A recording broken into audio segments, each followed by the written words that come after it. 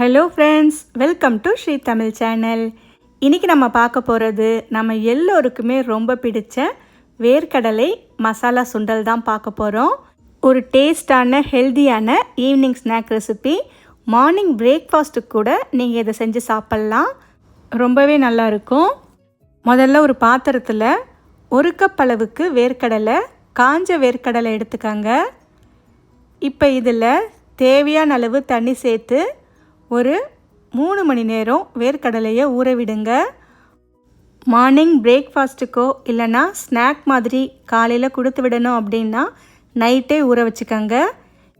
இப்போ பார்த்திங்கன்னா வேர்க்கடலை 3 மணி நேரத்துலையே நல்லா ஊறி வந்துடுச்சு. பார்க்கும்போதே தெரியும். அவ்வளவுதான். இப்போ நம்ம இதை தண்ணியை மட்டும் வடிகட்டி ஒரு குக்கரில் சேர்த்துக்கலாம்.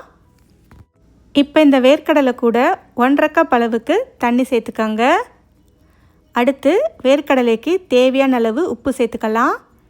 இப்போ குக்கரை மூடி போட்டு அடுப்பை மீடியம் ஃப்ளேமில் வச்சு ஒரு 2 விசில் மட்டும் வேக வச்சு எடுத்துக்கோங்க. குக்கர்லேருந்து ஸ்டீம் இறங்கினதுக்கப்புறம் திறந்து பார்த்திங்கன்னா வேர்க்கடலை சரியான பதத்துக்கு வெந்து வந்திருக்கும். இப்போ இந்த வேக வச்ச தண்ணியை வடிகட்டிட்டு வேர்க்கடலையை மட்டும் தனியாக எடுத்து வச்சிடுங்க. அடுத்து ஒரு பேனில் ஒரே ஒரு ஸ்பூன் எண்ணெய் சேர்த்துக்கங்க. எண்ணெய் அதிகம் சேர்க்க வேண்டாம். ஒரு சின்ன ஸ்பூன் எண்ணெய் சேர்த்தா போதும்.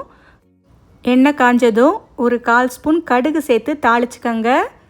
கடுகு நல்லா பொரிஞ்சு வந்ததும் ஒரு கொத்து கருவேப்பிலையை சேர்த்து நல்லா வதக்கி விட்டுக்கங்க.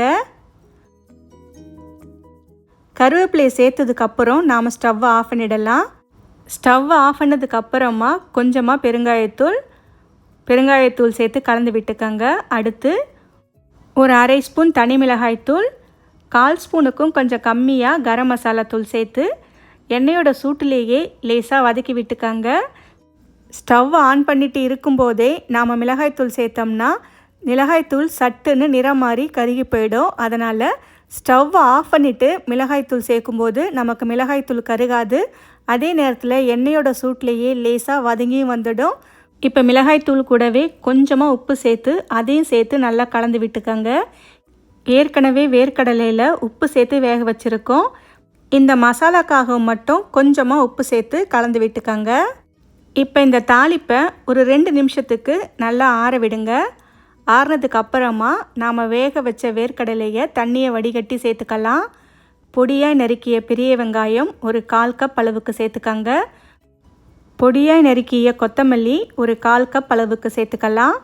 ஒரு பச்சை மிளகாயை நல்லா பொடியாக நறுக்கி சேர்த்துக்கங்க.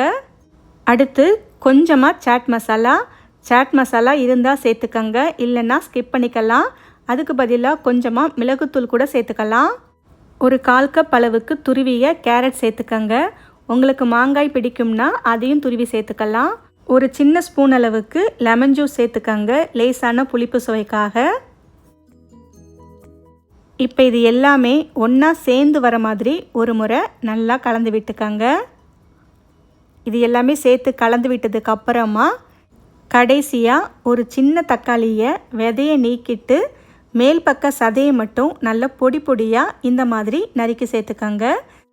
தக்காளி சேர்த்து ஒரே ஒரு முறை நல்லா கலந்து விட்டால் நமக்கு சூப்பரான தள்ளுவண்டி கடை ஸ்டைலில் வேர்க்கடலை மசாலா சுண்டல் சூப்பராக ரெடியாக இருக்கும். இது சாப்பிட்றதுக்கு லேசான புளிப்போட நல்லா காரமாக ரொம்பவே நல்லாயிருக்கும். கண்டிப்பாக இந்த ரெசிப்பியை உங்கள் வீட்டில் ஒரு முறை ட்ரை பண்ணி பார்த்துட்டு எப்படி இருக்குன்னு சொல்லுங்கள். இந்த ரெசிபி உங்களுக்கு பிடிச்சிருந்தா லைக் பண்ணுங்கள், ஷேர் பண்ணுங்கள். ஸ்ரீ தமிழ் சேனலுக்கு சப்ஸ்கிரைப் பண்ணுங்கள். தேங்க்ஸ் ஃபார் வாட்சிங்.